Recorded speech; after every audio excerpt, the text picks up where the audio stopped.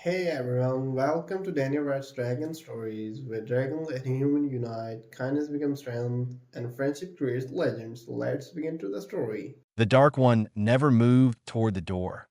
Every other hatchling in the shelter pen did. When the big entry door opened and new visitors walked in, the little dragons would scramble and chirp and glow in bright colors, trying to be noticed. They bumped into each other. They spread tiny wings. They made noise because noise meant attention, and attention meant a family, and a family meant getting out of here. The Dark One sat in the back corner and watched. Its scales were black in a way that seemed to pull light in rather than push it out. No glow, no chirp, just gold eyes, half open, fixed on the door every time it moved. It would watch the families enter, watch them look around, watch them move toward the bright, loud ones. Then the gold eyes would go back to the floor. T had been doing this for 14 months. Rova, the shelter coordinator, had stopped writing detailed notes about it. Walter Briggs was not supposed to be at the shelter. He had been walking the long corridor of Galactic Station Crestfall's residential wing because his daughter had told him to walk every day, and he had nothing else to do since Ruth died. He walked slowly. He was 74, and his right knee had strong opinions about stairs. Today, he looked sideways. The window was wide and clean. Through it, he could see the shelter's main hatchling habitat, full of color and movement. Little creatures he half recognized from the travel pamphlets his daughter had given him. Bright wings, glowing patches, noise that was muffled through the glass, but clearly joyful. And then, in the back corner, one that was not moving, Walter stopped. He put one hand on the window glass and looked at the dark shape for a while. It was not injured, he could see that. It was breathing. Its eyes were open. It was simply sitting there while everything around it moved and glowed and called for attention, but he stood at the window for 10 minutes. The dark hatchling did not move. Walter found the shelter entrance, pushed open the door, and walked to the reception desk. The coordinator, Rova, looked up. She was tall and feathered and wore the calm expression of someone who managed chaos daily and had made peace with it. She asked if she could help him. Walter said he wanted to ask about one of the hatchlings. Rova began describing the available ones, the friendly ones, the ones good for a quieter household, a couple that were easy to bond with and needed only moderate space and a heat lamp. Walter waited until she finished. Then he said, "The dark one in the back corner. How long has it been here?" Rova stopped. 14 months, she said. Walter nodded once. "Can I meet it?" Rova explained the risks clearly. The breed was large for a hatchling, already twice the size of the others. Fire capable since month 2. History of startle responses. No successful adoptions on record for this breed in non-dragon households.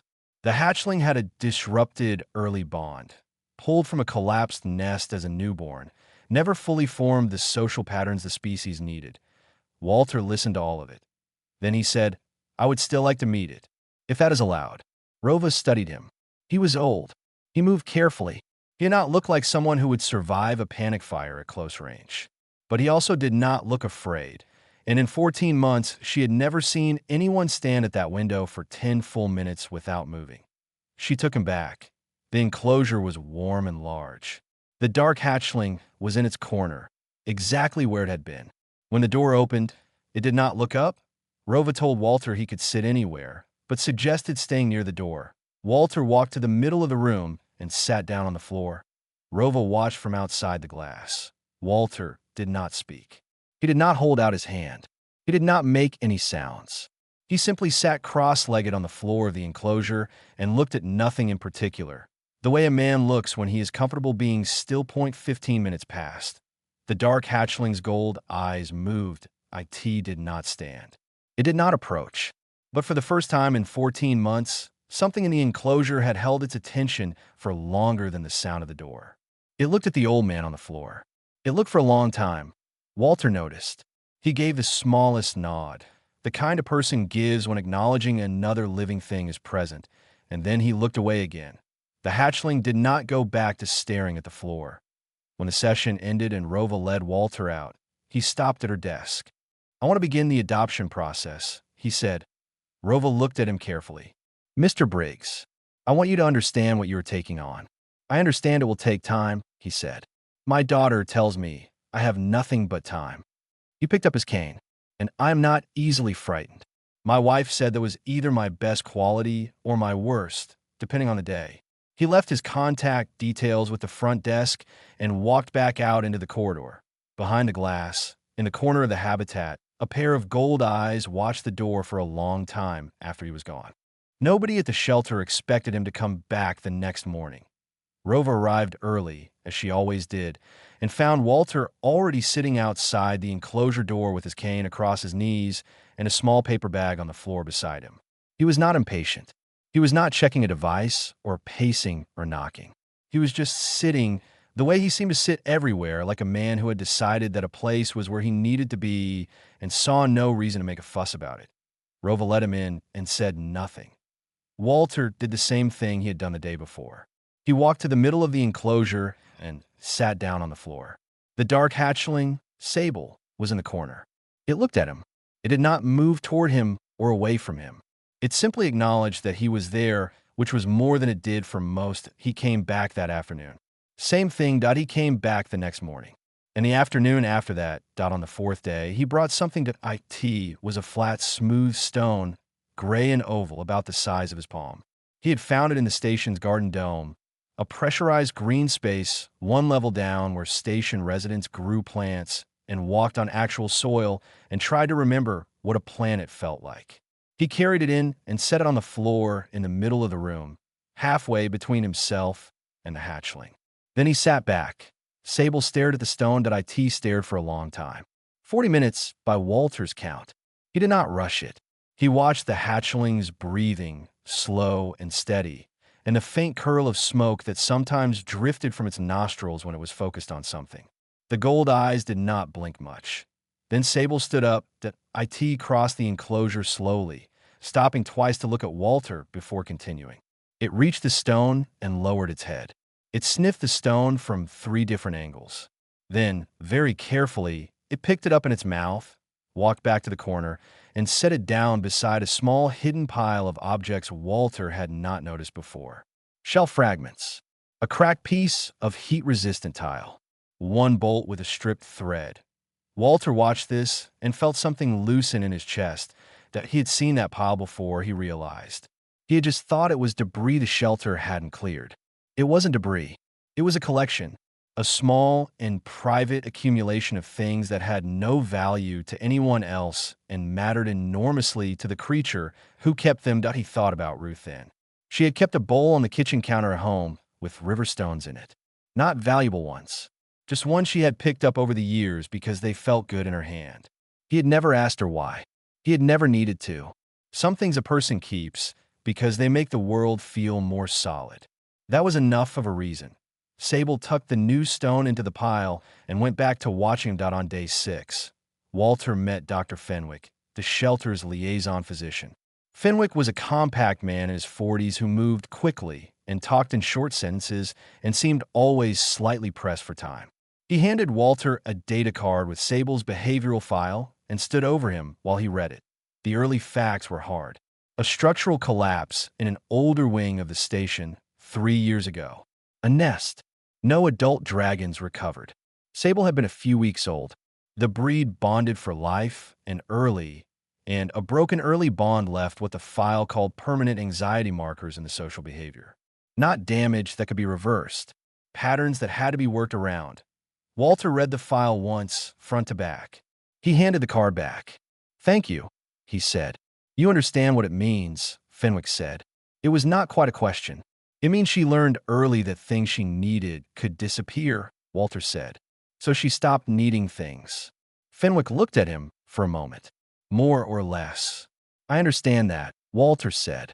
He did not explain further, and Fenwick did not push. On day 8, Sable made a sound that IT was not fire. Not aggression. It was low and resonant, a hum that started in the chest and stayed there, a sound the species made, according to the file, when it was somewhere between uncertain and curious. It was the first sound she had made at a person since arriving at the shelter. Walter heard it and felt it more than heard it, a faint vibration in the floor under where he was sitting. He hummed back.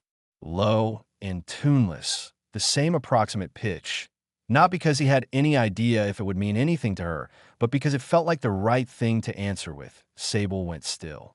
She stared at him with those gold eyes wide open for the first time. Then she hummed again.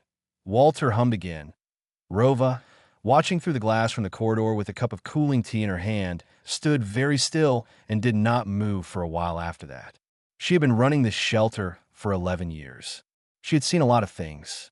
She had not seen this. She wrote 3 words in Sable's file when she got back to her desk. It said, Hatchling initiated contact. She looked at those 3 words for a long time before she saved the file. It happened on day 11, without warning that a family had come in to look at one of the other hatchlings, 2 adults and a young child who could not have been more than 4 years old. The child was excited. Children usually were in the habitat wing. The child ran ahead of its parents and straight to the glass of Sable's enclosure and pressed both hands flat against it and shouted something high and loud, the way young children shout when they are happy and have not yet learned that some sounds land wrong in some places. Sable had been asleep. She came awake fast and hard, scales up, wings half spread, and the burst of fire that came out was small but real. It hit the back wall of the enclosure and left a black mark the size of a dinner plate. The automated suppressors triggered. The habitat wing went into a brief lockdown. Lights turned red. Doors sealed. Staff came quickly. Nobody was hurt. The child was frightened but safe behind a glass the whole time. The lockdown cleared in 8 minutes. The incident report was filed before Walter even arrived for his afternoon visit. He was told what had happened at the front desk. Rova explained calmly that the adoption was now flagged for a formal review. It was protocol. The review board would meet in 2 days. She was sorry. Walter asked if he could still go in. Rova hesitated. Then she said yes. He walked into the enclosure and found Sable coiled tightly in the corner, wings pressed flat against her back, a thin trail of smoke still rising from her nostrils. She was trembling. Not the big trembling of fear, but the small, contained kind, the kind a body does when it has been frightened and cannot settle back down. Walter sat on the floor, as always, that he did not say it was all right. He did not tell her she had done something wrong. He did not move toward her or away from her. He started talking that he had not talked during their sessions before. But he talked now, low and slow, not raising his voice above the level of a man reading aloud to himself. He told her about a fire. He said, when he was 32 years old, he had been a wilderness instructor in a dry mountain range. And one summer a fire had come through fast and without enough warning, and he had ended up alone on a ridge with it moving toward him from 2 sides. He said there had been a moment where he had stood there and understood very clearly that there was nothing fast he could do. Running was wrong. The only thing that had a chance of working was going flat, pressing himself to the soil, and breathing through the dirt and the smoke and staying completely still while the fire moved over and past him. He said it was the hardest thing he had ever asked his body to do. To be still when everything in him was saying run, that he said he had done it anyway. And it had worked. He was not sure if Sable understood any of the words. He did not think that was the point. The point was the voice. Low and steady and not going anywhere, that by the time he finished, Sable had stopped trembling. She did not uncurl fully. But she shifted, not away from him, toward him barely, just a few inches on the floor, and then she went still again and watched him with her gold eyes, and the smoke from her nostrils had thinned to almost nothing. Walter stayed until the end of the session. The review board met 2 days later. Rova was there. Dr. Fenwick was there. 2 senior shelter coordinators whose names Walter did not catch. One of them, a wide-shouldered alien with gray-green skin, argued directly that placing a large fire-capable hatchling with an elderly human with no specialist training was not reasonable under any reading of the placement guidelines. Walter was asked to speak, that he had not prepared anything. He sat in the chair and looked at the people across the table and said, Sable is afraid. That is what the fire was. Not aggression. Fear. Being afraid is not something I plan to fix in her. I would not know how, and I do not think it can be fixed. I plan to stay. That is what I am able to offer. I am able to stay and not be frightened of her and not leave. If you think that is not enough, I will hear your reasons. There was a pause. The wide-shouldered coordinator looked at Rova. Rova looked at Fenwick.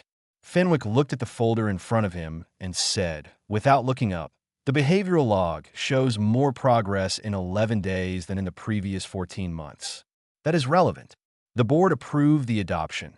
Walter walked out into the corridor and found Harvan there, his neighbor from the residential block, a large older male of a stone-colored alien species who had clearly been standing near the door long enough to hear most of it. "You are brave or foolish," Harvan said. "Both," Walter replied. "My wife always said the same thing." Harvan looked at him for a moment. Then he gave a slow nod that looked like it meant something more than agreement, and walked with him down the corridor in silence, which felt, strangely, like company. Sable walked into the new place and did not move again for 11 minutes. She stood just inside the door of Walter's quarters and looked at everything with her gold eyes, moving slowly from corner to corner, ceiling to floor, window to wall. Walter stood back near the kitchen counter and let her look. He did not call her forward or point at things. He had set up the second room the way Dr. Fenwick had suggested. Flat stones arranged on the floor in a loose cluster, a heat panel low on the wall, lights dimmed to a warm amber. Nothing that would startle. Sable moved through the first room carefully, sniffing the baseboards, examining the furniture legs, pausing at the window to look at the station's artificial sky. Then she walked to the second room and did the same thing, slower this time. When she found the stone cluster in the corner, she stopped and looked at it for a long time. Then she stepped into the corner, turned once in a small circle, and lay down. Walter exhaled. The first night was hard. He was asleep when it happened, deep in the quiet hours after the station's lights had shifted to night blue. A sound came out of Sable's room, not loud, but sharp and high, the panicked sound of an animal that had woken in the dark in a place it did not yet know and its bones was safe. Then a thump. Then the unmistakable smell of scorched wall. Walter got up. He did not turn on the main light. He went to the doorway in the dark and sat down on the floor right there at the threshold, half in the hall and half in the room, and he hummed. The same low, tuneless sound. Not music, not words. Just the sound that meant, "I am here. I have not gone." He could hear Sable's breathing, fast and ragged. He kept humming. It took a while, maybe 20 minutes. Gradually the breathing slowed. Then there was the sound of movement, claws on the floor, and then warmth near his knee. Sable had come to within arm's reach and lowered herself to the floor and stayed there. Walter sat in the doorway until morning light came up and the station's artificial dawn began its slow shift from blue to pale gold. His back hurt. He was too old to sit on hard floors for 6 hours and feel nothing about it afterward. He sat there anyway in the days that followed a rhythm formed. Morning walk on the terrace. Midday under the heat panel. Evenings quiet. Walter learned Sable's habits the way he had learned Ruth's over 50 years, not by asking, but by watching. He learned that Sable did not like sudden changes in light, and that she always checked the corners of a new room before any other part of it, and that she hummed very faintly to herself sometimes when she was settled, a sound so low it was barely there. He learned that she collected. Anything small and smooth and interesting found its way into her corner pile. He began leaving things near where she walked. A polished button, a flat piece of dark metal, a piece of smooth volcanic glass from the station's geology exhibit gift shop. She always took them. She never took them while he was watching, but they were always gone by morning. His daughter called on day 9. Her face on the screen was the careful face she wore when she was worried and tried not to show it. She asked how he was. He said fine. She asked about the hatchling. He said she was settling in. There was a pause. "Dad," his daughter said. "A dragon. You were 74 years old, and you adopted a dragon." She needed someone who was not in a hurry, Walter said. His daughter looked at something behind him and went quiet. Walter turned. Sable had come to the doorway of her room and was looking at the screen with her gold eyes wide, her head tilted slightly, watching the small, bright rectangle with pure, focused attention. "Is that her?" his daughter asked, quieter now. "That is her." His daughter looked at Sable for a long moment. Sable looked back. Then his daughter smiled, not the worried smile, the real one, and said, "She is beautiful, Dad." Walter looked at Sable and back at the screen. "Yes," he said, "she is." The first touch happened on the morning of day 12. Walter was on the terrace in his usual chair, watching the station's sunrise cycle paint the sky panels in slow orange. Sable came out of the inside room on her own, which she had not done before during morning time. She walked to the terrace railing and looked at the sky for a while. Then she walked to Walter's chair. She stood beside him. Then she leaned just slightly, warm scales pressing against his arm from shoulder to elbow, the weight of her a solid and deliberate thing. Walter did not move. He breathed slowly and let the warmth of her come through his sleeve. After a while he said, very quietly, "Good morning, Sable." Sable hummed. They sat like that while the fall sunrise finished and the station sky settled into its pale morning blue. Two creatures who had both lost something enormous and had, without planning it, ended up in the same place at the same time, which was enough. Harvan started showing up on the terrace without being invited, which Walter took as a sign that they were friends now. He came in the mornings, usually when Walter was in his chair and Sable was beside him doing her slow survey of the station's artificial sky. Harvan would lean on the railing at a respectful distance and say nothing for a while, and Walter would also say nothing, and eventually one of them would say something small, and they would talk about it until there was nothing left to say about it, and then go quiet again. It was the most comfortable kind of conversation, the kind that did not need to go anywhere. Sable watched Harvan. She always watched him from the corner of her gold eyes, the way she tracked anything new in her environment. Not hostile, not relaxed, just recording. On the fifth morning he came, Harvan leaned on the railing and set something on top of it without making a ceremony of it. A smooth, dark stone, the color of deep water, nearly round. He rested his large gray-green hand beside it for a moment and then moved the hand away and looked at the sky. Sable looked at the stone. She did not take it that morning. She did not take it the morning after, either. Harvan did not mention it. He left on the railing both times and came back the next day and said nothing about it. On the third morning, the stone was gone. Harvan noticed. He said nothing.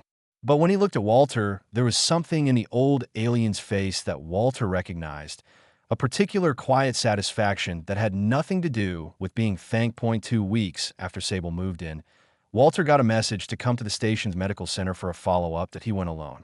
He sat in a clean white room and listened to a physician explain that a routine scan had flagged something in his cardiovascular profile. Not a crisis, not immediate, but a thing to be watched. A thing that meant he was 74 years old, and his body was keeping score the way bodies did at 74, and the score was not going to get easier. He sat with that for the walk home. When he came back into the apartment, Sable was in her room in her usual spot. But she raised her head when he walked in, which she did not always do. She watched him cross to his chair and sit down. He sat differently than usual, he supposed. Still, but a different kind of still. Sable got up.